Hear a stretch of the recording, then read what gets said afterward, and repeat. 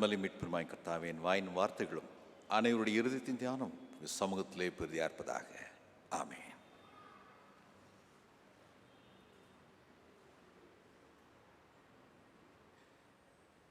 East parade Tamil திருச்சபை சார்ந்த உங்கள் அனைவருக்கும் இனிய புத்தாண்டு நல்வாழ்த்துக்களை நான் அன்போடு தெரிவித்துக் கொள்கின்றேன். ஐயா, முதலாவது மாதம் முடிக்க போகிறோம், இப்போ என்ன ஹாப்பி நியூ இயர் என்று ஒருவேளை நீங்கள் நினைக்கலாம். எனக்கு இது முதலாவது சந்திப்பு உங்களோடு. ஆகவே இந்த நாளிலே இனிய புத்தாண்டு வாழ்த்துக்கள் என்று சொல்லி செய்திக்குள் நான் கடந்து போக நான் விரும்புகின்றேன்.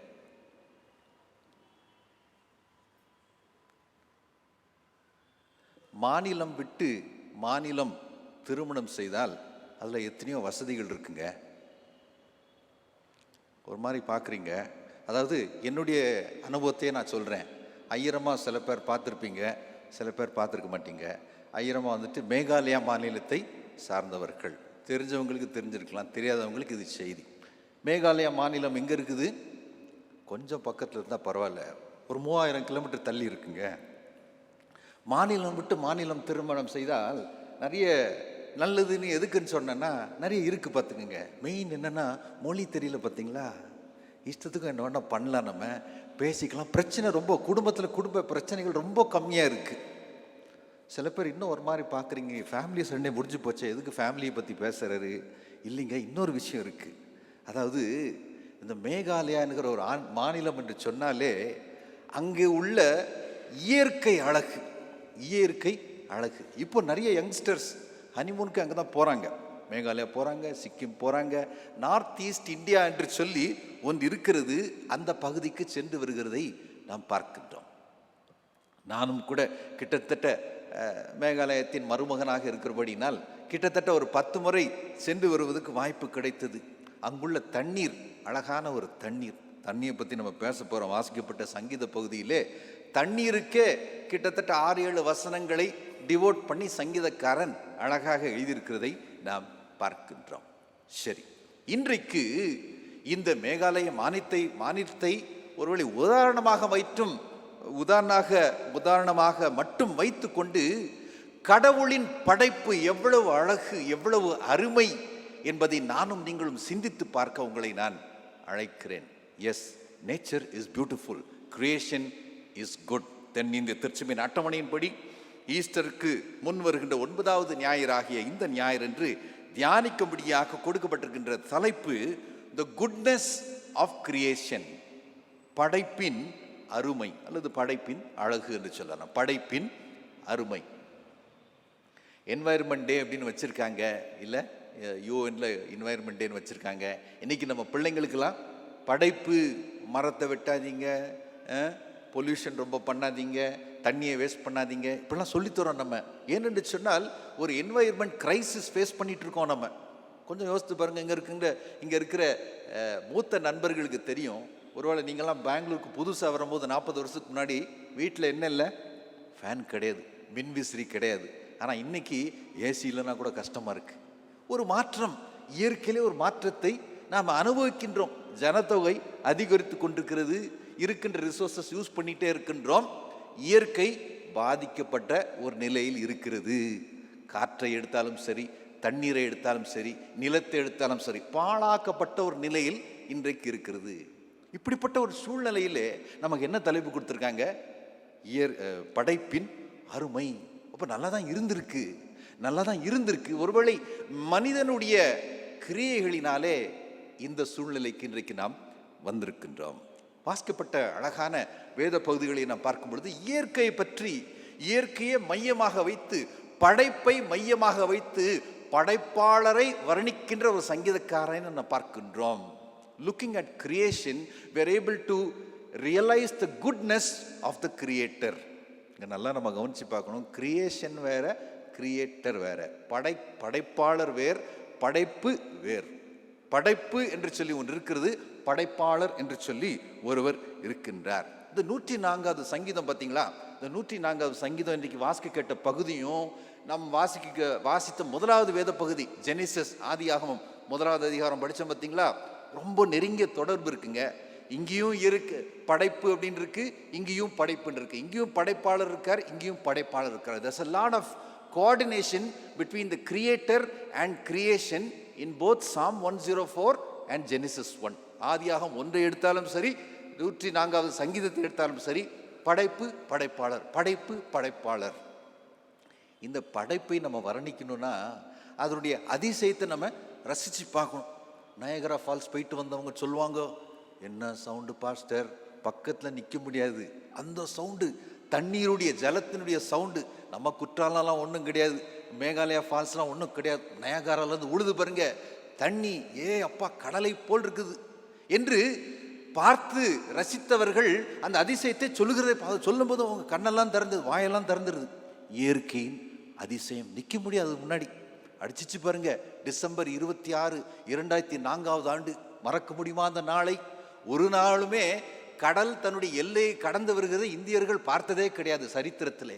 ஆனால் அன்னைக்கு தான் தெரிஞ்சிச்சு சுனாமின்னா ஒன்று இருக்குன்னு. அன்னைக்கு தான் தெரிஞ்சிச்சு கடல் தன்னுடைய எல்லையை கடந்து வந்தால் மனிதனுடைய சூழ்நிலை என்னவாகும். அதுக்கு எத்தனையோ புயல்களை பார்த்துட்டோம், அதை பார்த்துட்டோம். இயற்கையின் அந்த மொழியை பார்த்தோம், இயற்கையின் கம்பீரத்தை பார்த்து விட்டோம். இயற்கை நல்லா தான் இருக்குது, ஆனால் அது பாட்டுக்கு இருக்க விட்டிங்கன்னா அது பாட்டுக்கு இருக்கும். அதை நோண்டணும்னா அது நம்ம நோண்ட ஆரம்பிக்கிறது. இன்றைக்கு அன்பானவர்களே, இந்த படைப்பின் அழகு, படைப்பின் அருமையை நாம் சற்று கவனித்து பார்க்க, கவனிக்கிறவர்களாக மட்டுமல்ல, இன்றைக்கு நானும் நீங்களும் அந்த படைப்பாளரை பார்த்து, படைப்பை பார்த்து உங்களுடைய கடமை என்ன, கிறிஸ்தவர்களாக நானும் நீங்களும் என்ன செய்ய வேண்டும் என்பதை சற்று சுருக்கமாக சிந்தித்து பார்க்க உங்களை நான் அழைக்கிறேன். 104வது சங்கீதம். இந்த சங்கீதத்திலே நாம் வாசிக்க கேட்ட வேத பகுதி 1லிருந்து 13வது வசனம் வரைக்கும் நம்ம படித்தோம் பார்த்தீங்களா? இந்த சங்கீதக்காரன் நிறைய மெட்டஃபர்ஸ் யூஸ் பண்ணுறான். மெட்டஃபர்ஸ்னால் என்ன? இங்கிலீஷில் ஃபிகர் ஆஃப் ஸ்பீச்னு சொல்லுவாங்க.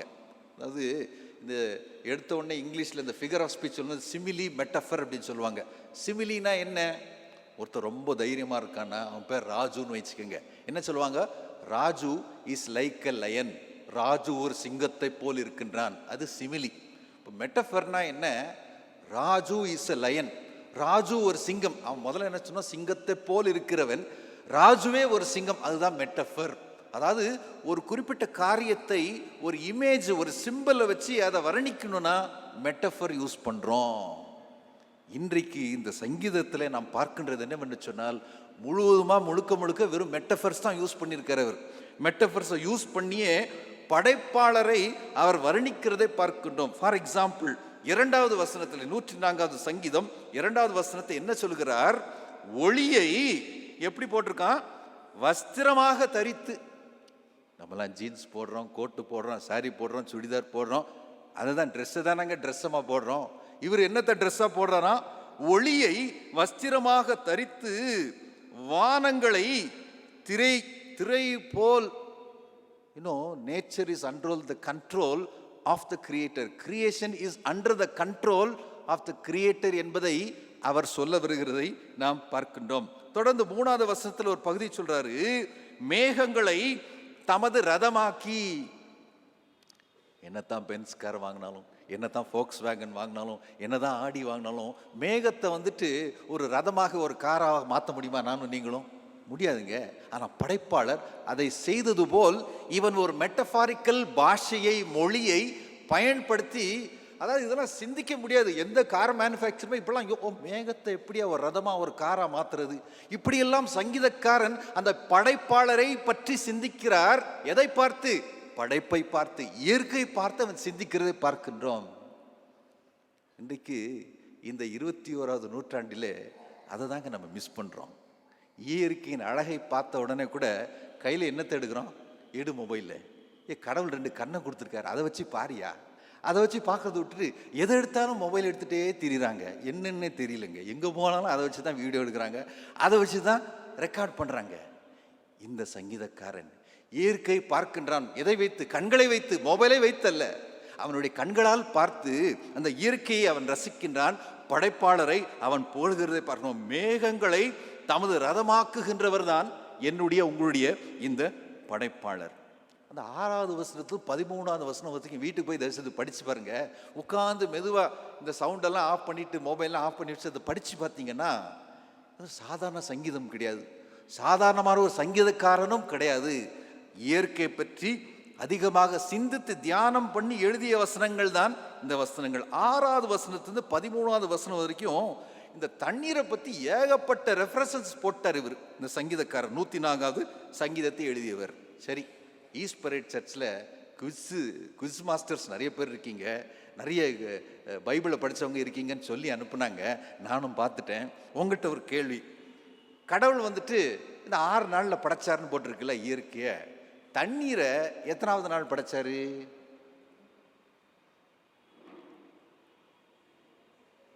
சரி, ஒரு வசனத்தை படிப்போமா? பரவாயில்ல. ஆதியாகமம் 1வது அதிகாரம் 2வது வசனத்தை யாராவது கொஞ்சம் தமிழ்ல சத்தமா படிக்கிறீங்களா? பூமியானது இருந்தது,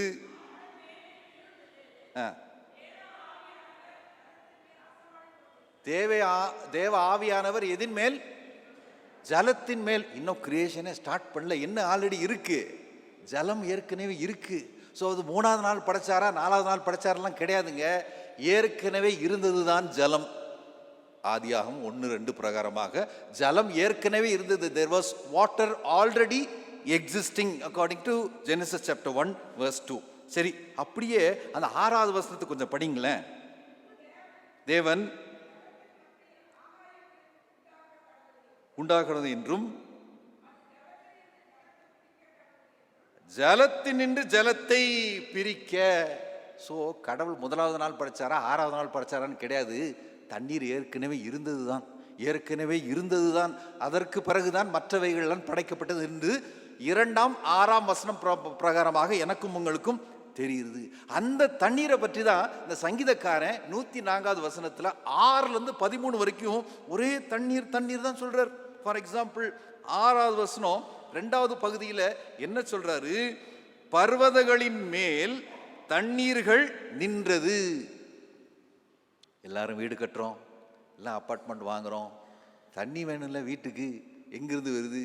மேலே ஒன்று இருக்குது பார்த்தீங்களா, டேங்க், வாட்டர் டேங்க் அப்படின்னு. ஒரு சிங்கிள் வீடுனா அதுக்கு தக்கன ஒரு 1000 லிட்டர்ஸ் வாட்டர் டேங்க் வைக்கிறோம். அந்த வாட்டர் எங்கே வைக்கிறோம்? மேலே வச்சாதாங்க உங்கள் வீட்டு பேசினில் தண்ணி வரும். இது சிம்பிள் ஃபிசிக்ஸ்ன்னு வச்சுக்கோங்களேன். From top to down, higher concentration to lower concentration water will flow. இது சிம்பிள் ஃபிசிக்ஸ் லா. அது மாதிரி தான் இயற்கைக்கே ஒரு டேங்க்கு கட்டணும்னா நம்ம ஒரு மேக்ஸிமம் 1000 லிட்டர்ஸ் 2000 லிட்டர்ஸ் டேங்க் கட்டுறோம். உலகத்தில் உள்ள எல்லா மக்களுக்கும் ஒரு டேங்க் கட்டணும்னா எங்கே கட்டணும்? அதை பர்வதத்து மேலே தான் வைக்கணும். அதை சங்கீதக்காரன் உணர்ந்திருக்கின்றான்.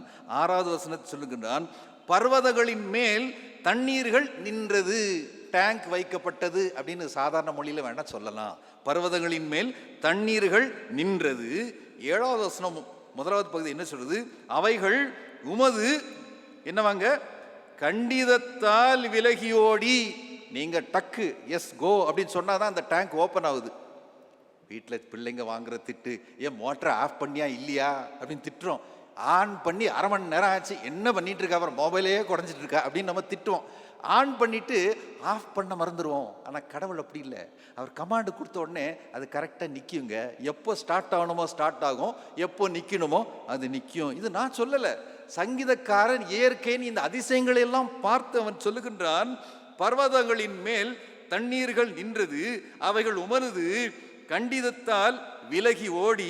என்ன பண்ணுதான்? 8வது வசனத்திலே அவைகள் மலைகளில் ஏறி பள்ளத்தாக்குகளில் இறங்கி நீர் அவைகளுக்கு ஏற்படுத்தின இடத்தில் சென்றது.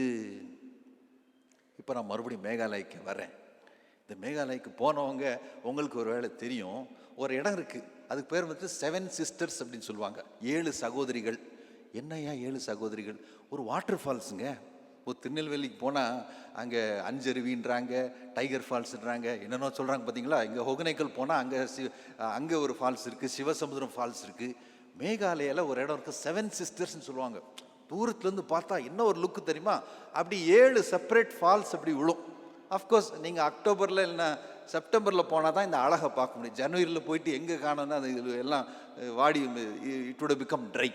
சரி, அந்த 7 சிஸ்டர்ஸ் வாட்டர் ஃபால்க்கு பின்னாடி ஒரு புதிதாக 15 ஆண்டுகள் முன்பதாக கண்டுபிடிக்கப்பட்ட ஒரு குகை, ஒரு கேவ். அந்த குகைக்கு பேர் ஆர்வா கேவ். 5-6 ஆண்டுகள் முன்பதாக அங்கே செல்வதற்கு எனக்கு வாய்ப்பு கிடைச்சது. சரி என்னடா கேவுன்றாங்களே போய் பார்ப்போம் அப்படின்னு புது டூரிஸ்ட் ஸ்பாட்டாக கவர்மெண்ட் அதை டெவலப் பண்ணியிருக்காங்க. உள்ளே போனதும் இந்த இந்த பெரிய வாசலுக்கு பார்த்தீங்களா, இந்த பெரிய ஆர்ச்சு, இது மாதிரி பெரிய ஒரு இயற்கையாகவே ஒரு ஓப்பனிங், இது அழகாக டிசைனோடு இருக்குது. அது ஒரு மாதிரி அன்கட் அன்ஃபினிஷ்ட் ஸ்டேஜில் இருக்கும். டிக்கெட்டை வாங்கிட்டு நீங்கள் உள்ளே போகிறீங்க, போக போக இருட்டாகுது. அஃப்கோர்ஸ் கவர்மெண்ட்டுக்காரங்க உள்ளே எல்இடி லைட்டெல்லாம் போட்டு வச்சுருக்காங்க.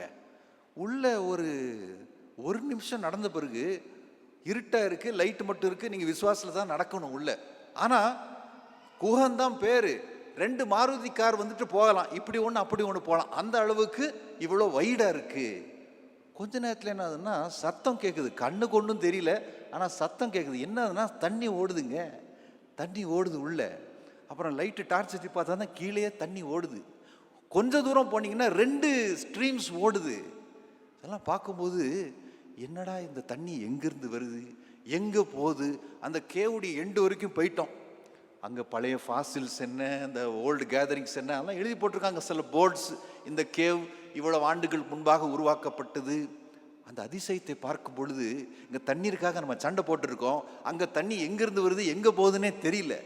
சரி, அந்த தண்ணி அப்படியே ஃபாலோ பண்ணிட்டு வர்றோம், மறுபடியும் கேவ் வாசல் வர்றோம், அப்புறம் திடீர்னு காணாமல் போகுது. இன்னொரு பக்கம் போனீங்கன்னா அங்கேருந்து கீழே விழுதுங்க. இது எப்போ ஜனவரி மாதத்தில் நான் பார்த்தேன். இந்த அக்டோபர் மாதத்தில் நவம்பர் மாதத்தில் போனால் எப்படி இருக்குமோ என்று சொல்லி அதை பற்றி நான் சிந்தித்து கொண்டிருந்தேன். அந்த இயற்கையை பார்க்கும் பொழுது இந்த வசனங்களில் இருக்கின்ற அந்த அதிசயங்களை நம்மால் உணர்ந்து பார்க்க முடியும். அவைகள் மலைகளில் ஏறி பள்ளத்தாக்குகளில் இறங்கி நீர் அவைகளுக்கு ஏற்படுத்தின இடத்தில் சென்று. The waters are controlled by the creator. இந்த தண்ணீர், இந்த படைப்பை படைப்பாளர் தான் அதை கண்ட்ரோல் செய்கிறதை பார்க்கின்றோம். ஆனால் இதையெல்லாம் நாம் உணர்கிறோமா? நமக்கு என்னங்க, 20 ரூபா கொடுத்தா ஒரு கேன் வருது வீட்டுக்கு, 50 ரூபா கொடுத்தா கால் பண்ணி வீட்டிலே கொண்டு வந்து கொடுத்துட்டு போகிறோம். இப்போ கேனு, இந்த தண்ணி எங்கிருந்து வருது, எவ்வளோ செலவழிக்கிறோம், எவ்வளோ வேஸ்ட் பண்ணுறோம்? இந்த உணர்வு நகரங்களில் வாழுகின்ற எனக்கும் உங்களுக்கும் இருக்கிறதா? அதை தருகின்ற படைப்பாளருக்கு நாம் நன்றி சொல்லுகின்றோமா? கேள்விகளை உங்களுக்கு முன்பாக நான் எழுப்புகின்றேன். இதை நாம் சற்று சிந்தித்து பார்க்க வேண்டும். 13வது வசனத்திலே அவர் சொல்கிறார், தம்முடைய மேல் வீடுகளிலிருந்து பர்வதங்களுக்கு தண்ணீர் இறைக்கிறார். இங்கிருந்து மேலே போகிறதுக்கு எப்படிங்க போகுது? அதுக்கு மேலே ஒரு வீட்டு இருக்குதாங்க, அங்கே தான் தண்ணீர் வருது என்று சங்கீதக்காரன் சொல்லுகிறதை நாம் பார்க்கின்றோம். அன்பானவர்களே, இயற்கையின் அதிசயத்தை பற்றி நாம் சொல்லிக்கொண்டே போகலாம். ஒரு 2 இயர்ஸ் பேக் நான் ஒசூரில் இருக்கும்போது ஒரு வீட்டில் என்ன பண்ணாங்க, தென்னை மரத்தை வெட்டிவிட்டாங்க. அது ஏதோ எக்ஸ்டென்ஷன், ரோடு எக்ஸ்டென்ஷன் ஏதோ வந்துன்னு சொல்லிட்டு மரத்தை வெட்ட வேண்டிய ஒரு சூழ்நிலை. மரத்தை அழகாக ஒரு 25 இயர்ஸ் அவங்க கூட ஒரு புள்ள மாதிரி இருந்துக்குன்னு வைங்களேன், நல்ல வளர்ந்து கனிகளை தந்து கொண்டு இந்த மரத்தை வெட்டினார்கள். அப்படி கீழே பூமியிலேருந்து ஒரு 1 ஃபீட் மேலே விட்டுட்டு ஆக்ஸ் வச்சுட்டு வெட்டிட்டாங்க, சா வச்சுட்டு வெட்டிட்டாங்க. நீங்கள் நம்ப மாட்டீங்க, அடுத்த 10 நாள் வரைக்கும் அது எங்கேருந்தா வருதுன்னு தெரியலைங்க, தண்ணி வந்துட்டே இருக்கு. அதாவது இவ்வளோ நாள் மேலே இருக்கிற அந்த அந்த அந்த தேங்காய், அந்த இளநீக்குள்ளே வாட்டர் எப்படி போயிருக்கு, ஒரு கெப்பிலரி சிஸ்டம் மாதிரி கடவுள் படைத்திருக்கிறார். ஆனால் வெட்டின பருவம் கூட ஒரு 10 நாளைக்கு வாட்டர் வந்துட்டே இருக்குங்க. அந்த அதிசயத்தை பார்க்கும் பொழுது ஒரு சாதாரண ஒரு தென்னை மரம், அதுக்கு எவ்வளோ அழகான ஒரு கெப்பிலரி டிஸ்ட்ரிபியூஷன் சிஸ்டம் கடவுள் உள்ள வச்சு இங்கேருந்து 30 அடிக்கு மேலே தண்ணீர் போகிற மாதிரி நானும் நீங்களும் 30-40 ரூபா கொடுத்து வாங்குற அந்த இளநீர் அங்கே உள்ளே எப்படி போகுது அந்த தண்ணீர்? இதையெல்லாம் நான் சிந்தித்து பார்க்க வேண்டும் அன்பானவர்களே. ஆம், படைப்பின் அருமை சாதாரண அருமையில் ஒரு பெரிய அருமையாக இருக்கிறது. சரி, வாசிக்க கேட்ட 1ஆம் வேத பகுதிக்கு நாம் செல்லுவோம். ஆதியாகமம் 1வது அதிகாரம் 24 முதல் 31 வரை நாம் வாசிக்க கேட்டோம். இங்கே நம்ம சண்டே ஸ்கூல் பிள்ளைங்களுக்கு நம்ம சொல்லி தர்றது தான். எடுத்த உடனே சண்டே ஸ்கூல் ஸ்டார்ட் ஆன உடனே கிரியேஷன் ஸ்டோரி தானே வருது. ஃபர்ஸ்ட் டே இதை படைச்சாரு, செகண்ட் டே இதை படைச்சாரு என்று நாம் பார்க்கின்றோம். 1வது நாள் கடவுள் எதை படைத்தார்? வெளிச்சம். இங்கிலீஷில் பார்க்கும்போது இட்ஸ் வெரி நைஸ். லைட்ஸ் என்று போடவில்லை, லைட் சிங்குலரில் போட்டிருக்கு. லெட் தேர் பி லைட் என்று போடப்பட்டிருக்குது. வெளிச்சத்தை கடவுள் உண்டாக்கினார். 2வது நாள் என்ன பண்ணுறாரு? அந்த வானம், அப்புறம் ஜலத்திலிருந்து ஜலத்தை பிரித்தது சகோதரி படித்த மாதிரி அது 6வது வருஷத்து வருது. 3வது நாள் அந்த தண்ணீரையும் வெட்டாந்தரையும் என்ன பண்றாரு, செப்பரேட் பண்ணி விடுறாரு. தண்ணீர்லாம் ஒரு பக்கம் போகட்டும், அது கடல்னு பேர் வைக்கிறாரு. இதுக்கெல்லாம் லேண்ட், பூமி, அர்த் என்று சொல்லி வெட்டாந்தரையை அவர் பிரித்து எடுக்கிறதை நாம் பார்க்கின்றோம். அது மாத்திரம் இல்ல, அந்த 3வது நாள்ல செடிகள், நானும் நீங்க பார்க்குற செடிகள், கனி தருகின்ற மரங்கள் எல்லாத்தையுமே 3வது நாள்லே படைத்து, அந்த 3வது நாளுக்கு பிறகு ஒன்று சொல்றாருங்க கடவுள். எடுத்தவர்கள் 12ஆம் வசனத்தை தயவு செய்து படிங்க. ஆதியாகமம் 1:12, ஜெனிசஸ் 1:12.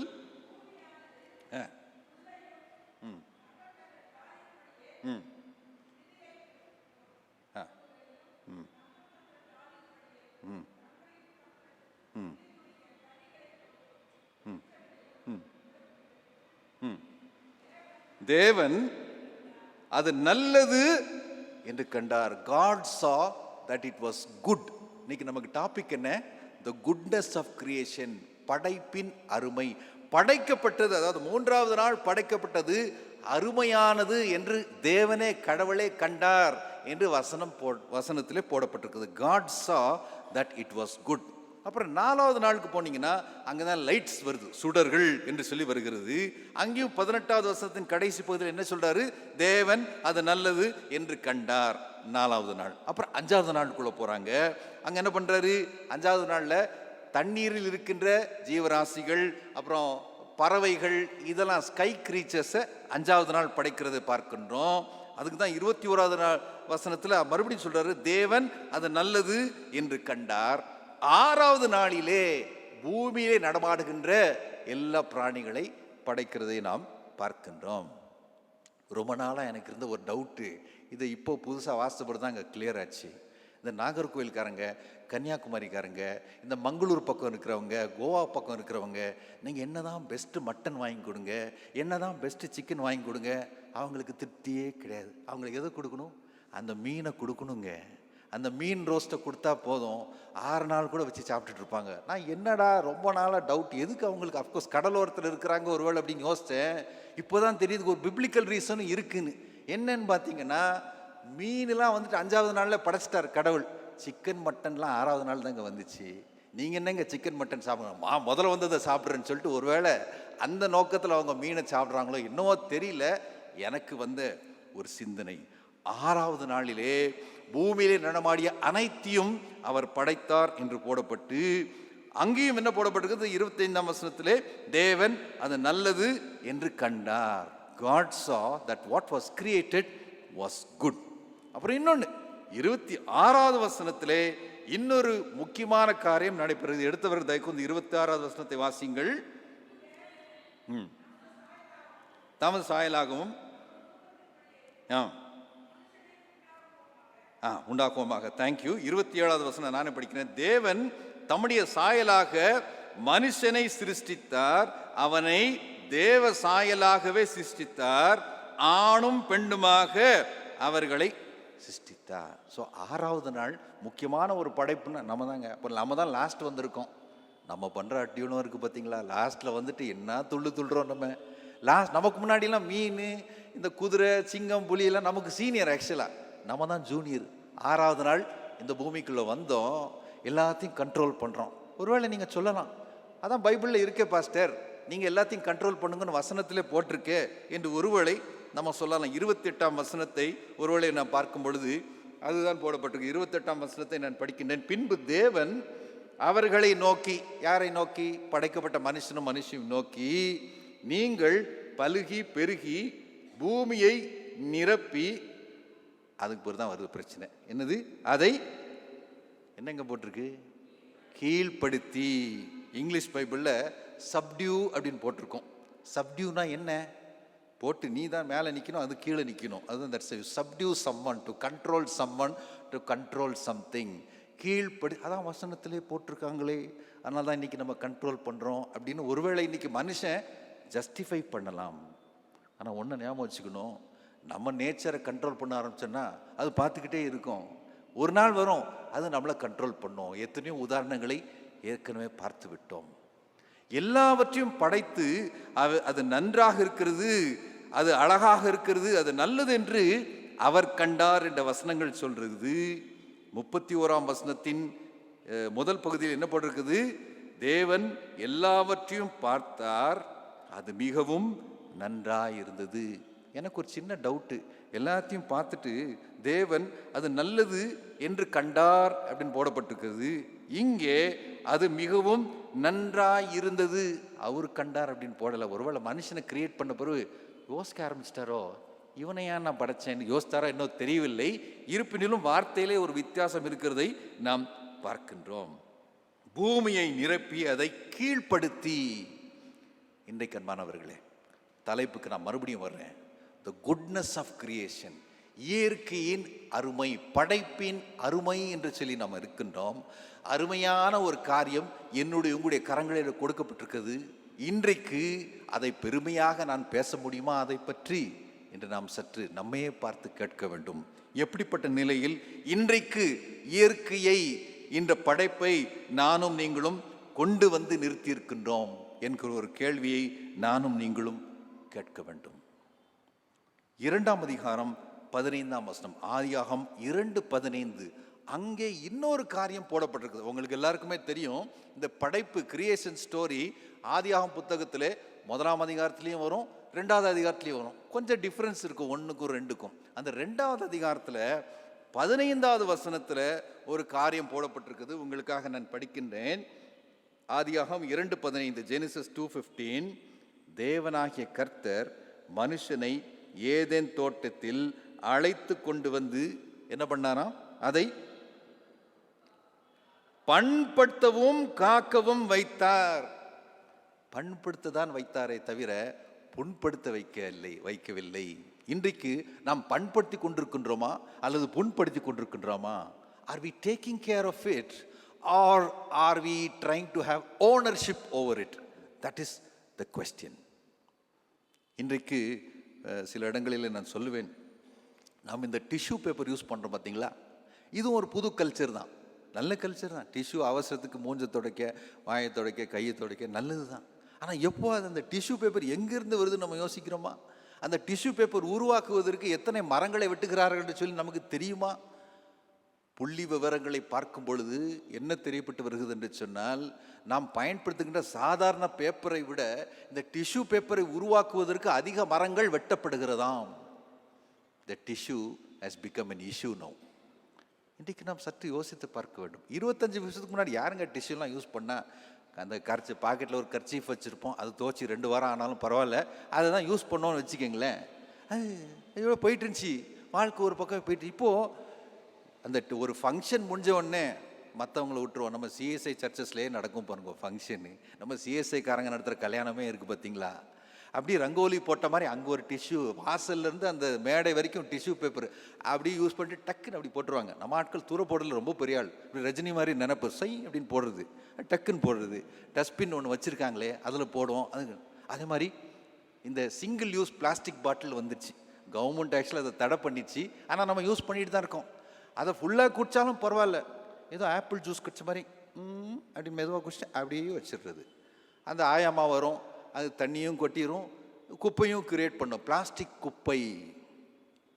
நானும் இரமா என்ன பண்ணுவோம் தெரியுமா? ஃபங்க்ஷன் போனால் அந்த பிளாஸ்டிக் கிளாஸ் வச்சுட்டா நம்ம கல்யாண வீட்டுக்காரன் போய் கேட்க, என்ன இது டம்ளர் இல்லையான்னு நம்ம கேட்க முடியாது. பாவம் அதான் வச்சுட்டாங்க அவங்க. 2 டம்ளருக்கு பதிலாக 1 யூஸ் பண்ணுவோம் 2 பேர். இப்படி 100 ஃபேமிலிஸ் ஹஸ்பண்ட் ஒய்ஃப் யூஸ் பண்ணால் நீங்கள் 100 பிளாஸ்டிக் கிளாஸஸ் உருவாக்குறதுக்கு பதில் குப்பையா எப்படி பண்ணிட்டீங்க? 50 கொண்டு வந்துட்டீங்க. அப்புறம் வாட்டர் பாட்டில் வச்சுட்டாங்க, சரி இருக்கிறதெல்லாம் திறந்து விட்டுறது, எல்லாத்தையுமே திறந்துட்டு எல்லாத்தையுமே பாதி ஆப்பிள் ஜூஸ் குடிச்ச மாதிரி வச்சுட்டு தண்ணியும் வேஸ்ட்டு, குப்பையும் நானும் நீங்களும் உருவாக்குகிறோம். சற்று நாம் சிந்தித்து பார்க்க வேண்டும். நம்முடைய லைஃப் ஸ்டைல் சற்று மாற்றங்கள் கொண்டு வர வேண்டுமா? படைப்பின் அருமை என்று சொல்லும் பொழுது இன்றைக்கு நானும் நீங்களும் அதை தொடர்ந்து அருமையான ஒரு நிலையில் தான் நம்முடைய பிள்ளைகளுக்கும் பேர பிள்ளைகளுக்கு கொடுத்து நாம் செல்ல வேண்டும். எல்லாருமே ஒரு நாள் போக வேண்டியது தானே. எல்லாருக்கும் லாஸ்ட் பஸ் ஸ்டாப் அந்த ஒசூர் ரோட் சிமெட்ரி தான், அங்கே தான் போய் ஆகணும். எல்லாருக்குமே 6 அடி தானே. அங்கே போன பிறகு நம்ம பிள்ளைங்க பேர பிள்ளைங்க இருக்க போகிறாங்கங்க. அவங்களுக்கு என்னத்தை விட்டு வச்சுருக்கோம்ல, 2 அப்பார்ட்மெண்ட் வச்சுருக்காங்க, அங்கே ஒரு ஏக்கர் நிலத்தை வச்சுருக்கோம். அதை வச்சு என்ன பண்ண? கடைசி அவரையும் புதைக்கத்தானே செய்யணும், பிள்ளைங்களையும். அவர்களுக்கு தேவையான காற்று, தண்ணீர், இயற்கையின் சக்தியின் அந்த கனிகள், அவைகளை நாம் விட்டு சென்றிருக்கிறோமா அல்லது மாசுபடுத்தி இருக்கிறோமா? இந்த கேள்விகளை நாம் கேட்க வேண்டும் அன்பானவர்களே. ஏதோ வசனத்தை நம்ம படித்தோம், நல்லா இருக்குப்பா, சூப்பர், 6 நாள் படைச்சாரு, யோப்பா சூப்பர் படைப்பு என்று சொல்லி இதை சொல்லிக்கொண்டு இன்றைய 21ஆம் நூற்றாண்டின் உண்மைகளை நாம் பேசாமல் போய்விட்டோம் என்று சொன்னால் பிள்ளைகளுக்கு உண்மைகள் தெரியாது. பேரப்பிள்ளைகள் இஷ்டத்துக்கு வாழ்வார்கள். பிள்ளைகளுக்கும் பேரப்பிள்ளைகளுக்கும் இயற்கையை நேசிக்க, படைப்பை நேசிக்க, எப்படி சங்கீதக்காரன் 104வது சங்கீதத்தை எழுதியிருக்கிறான். ஒன்றும் இல்லைங்க, அப்போ அவனுக்கு வீடியோ கிடையாது, யூடியூப் கிடையாது, இன்ஸ்டா கிடையாது, ஒன்றுமே கிடையாது. அவனா வந்துட்டு இயற்கையை பார்த்து எங்கெல்லாம் பார்த்து எழுதான், யோர்தான் பகுதியில் பார்த்தோ இல்லை கலிலே உதய பகுதியில் பார்த்து எழுதியிருக்கான் சங்கீதக்காரன். இன்றைக்கு உலகத்தை பார்க்கக்கூடிய அளவுக்கு கடவுள் கைபேசியை என்னுடைய உங்களை கரங்களில் கொடுத்திருக்கிறார். அந்த அழகை பார்த்து நாம் என்ன செய்கின்றோம்? பிள்ளைகள் என்ன செய்கின்றார்கள்? பிற பிள்ளைகள் என்ன சிந்திக்கிறார்கள்? இவைகளை சற்று கவனிக்க வேண்டியது பெற்றோர்களுடைய ஒரு கடமையாகும். ஆகவேதான் ஒருவேளை ஆண்டின் ஆரம்பத்திலே இந்த இயற்கை பற்றி சிந்திக்க நமக்கு இந்த தலைப்பு கொடுக்கப்பட்டிருக்குது. இன்னும் 2 வாரத்தில், இன்னும் 2-3 வாரத்தில் லெந்து நாட்களுக்குள் பிரவேசிக்க இருக்கின்றோம். லெந்து நாட்கள் பரிசுத்தமான நாட்கள். பரிசுத்தமும் தேவை, ஆனால் அதே வேளையே கிளென்லினஸ், இப்படிப்பட்ட சிந்தனைகளும் தேவை என்பதை நம் மனதில் நாம் வைத்துக்கொள்ள வேண்டும். மத்தேயு 6:9 முதல் 13 நாம் பார்க்கும் பொழுது ஏற்கனவே தெரிந்த ஒரு பகுதி தான். தினசரி நாம் சொல்லுகின்ற ஒரு ஜெபத்தை தான் இந்த பகுதியில் இன்றைக்கு நாம் வேத பகுதியாக, நற்செய்தி பகுதியாக நாம் வாசித்தோம். சீடர்கள் வந்து கேட்குறாங்க, ஐயா எப்படி ஜெபிக்கணும்? அவர் ரொம்ப அழகாக சொல்கிறாருங்க. ஒரு லைன் தான் ஒரு முக்கியமான ஒரு ஹைலைட் அந்த இதில். அன்றன்றுள்ள அப்பத்தை எங்களுக்கு இன்று தாரும், give us this day our daily bread. ஏன் ஆண்டவர் சொல்லியிருக்கலாமே, அடுத்த 2 ஆண்டிற்கான அப்பத்தை எங்களுக்கு இன்றைக்கு தாரும் அப்படின்னு ஜெபம் பண்ணி சொல்லியிருக்கலாமே. அடுத்த 2 ஆண்டுகளுக்கு, அடுத்த 20 வருஷம் உட்காந்துட்டே சாப்பிட்லாம் ஐயா. இப்படி நிறைய பேருக்கு சிந்தனை இல்லை, உட்காந்துட்டே சாப்பிடணும், கால் மேலே கால் போட்டு சாப்பிடணும். ஆண்டவர் அப்படி சொல்லவே இல்லையே. அன்றன்றில் உள்ள அப்பத்தை சாப்பிட்டால் போதும். வயிறு எவ்வளோ பெருசு இருங்க, எவ்வளோதான் கோடி வச்சுருந்தாலும் வயிறு ஒன்று தானே இருக்குது. எவ்வளோ சாப்பிட முடியும்? மிஞ்சி போனால் 3 பீஸ் சாப்பிட முடியும், அவ்வளோதான். மனிதன் எதற்காக சேர்த்து வைக்கின்றான்? யாருக்காக சேர்த்து வைக்கின்றான்? செய்தித்தாள்களை சில வேளங்களிலே பார்க்கும் பொழுது, இப்போ 500 கோடிலாம் பெரிய விஷயம் கிடையாது. அடித்தா 10,000 கோடிக்கு மேலே அடிக்கணும். என்ன அடிச்சா பாரு, 10,000 கோடி ஸ்கேமா? இவ்வளோ கோடி ஸ்கேம் எங்கே இருக்கார்? நம்ம நாட்டில் இல்லை, ஜாலியாக இன்னொரு நாட்டில் இருக்கார். யாருன்னு உங்களுக்கு தெரியும், நம்ம நாட்டிலே இருக்குது. இங்கேருந்து கொஞ்சம் தூரம் போனீங்கன்னா ஒரு பெரிய டவர்லாம் கட்டி வச்சுருக்காரு, அவர் போயிருக்காரு. இன்னும் நிறைய குஜராத் நண்பர்கள் போயிருக்காங்க. போயிட்டு அப்படி எப்போ வருவாங்க தெரியல. அடிச்சிருக்க பணத்தை பார்த்தா யோசிப்பேன், என்னடா எங்கே கொண்டு வைப்பாங்க இதெல்லாம்? எப்படி யூஸ் பண்ணுவாங்க? யாருக்காக யூஸ் பண்ணுவாங்க? மனிதனுக்கு போதும் என்கிற ஒரு மனப்பான்மை தேவை. அதுக்கு தான் 1 தீமோத்தேயு ரொம்ப அழகாக சொல்லிட்டார் பவுல், பணத்தின் ஆசைதான் எல்லா தீமைக்கு வேறாக இருக்கிறது. பணம் எல்லா தீமைக்கு வேறுன்னு சொல்லவே இல்லை. Paul never condemned money, but he condemned the love of money as the root of all evil. எல்லா தீமைக்கு வேறானது அந்த பண ஆசை. இயற்கையை நேசிக்கின்றவர்கள், படைப்பை நேசிக்கின்றவர்கள் பணத்தை நேசிக்க மாட்டார். இதை நாம் மனதில் புரிந்து கொள்ள வேண்டும். சற்று நாம் சிந்திக்க வேண்டும் அன்பானவர்களே. இன்னைக்கு நம்ம பிள்ளைங்களுக்கு, பேர பிள்ளைங்களுக்கு நம்ம என்னத்தை சொல்லித்தரோம்? பெங்களூரில் நல்ல ஒரு டிகிரி வாங்கிடணும், நல்ல ஒரு MNCயில் வேலை பார்த்துடணும், நல்லா சம்பாதிக்கணும், செட்டில் ஆயிடணும், அவ்வளோதானா? இதுக்கு மேலே ஒரு கிறிஸ்தவனுக்கு ஒன்றுமே இல்லையா? கடமை. அப்படி பார்க்கணும்னா நம்ம பிள்ளைகளை ஒரு ஏடிஎம்மாக மாற்றி விடுறோம். அவ்வளோ ஏடிஎம் என்ன பண்ணுது? போனால் கார்டை சொன்னால் பணத்தை கொடுக்குது. அது மாதிரி பிள்ளைகள் பணத்தை கொடுக்கின்ற எந்திரங்களாக மாற்றி விடுகின்றோமா? இந்த கேள்வியை நாம் நம்மையே பார்த்து கேட்க வேண்டும் அன்பானவர்களே. எபேசியர் 1ஆம் அதிகாரம் 3 முதல் 14 வரை அவர் எழுதும் பொழுது அந்த பிள்ளைகள், அந்த இன்ஹெரிட்டன்ஸ், கடவுளுடைய பிள்ளைகளாக எப்படி மாறி இருக்கிறோம் என்கிற அந்த அதிசயத்தை பவுலடியார் எடுத்து சொல்கிறதை நாம் பார்க்கணும். எடுத்தவர்கள் ஒருவேளை எபேசியர் 1ஆவது அதிகாரம் அந்த 12வது வசனத்தை தயவுந்து வாசிங்கள். எபேசியர் 1:12, எபேசியன்ஸ் சாப்டர் 1 verse 12.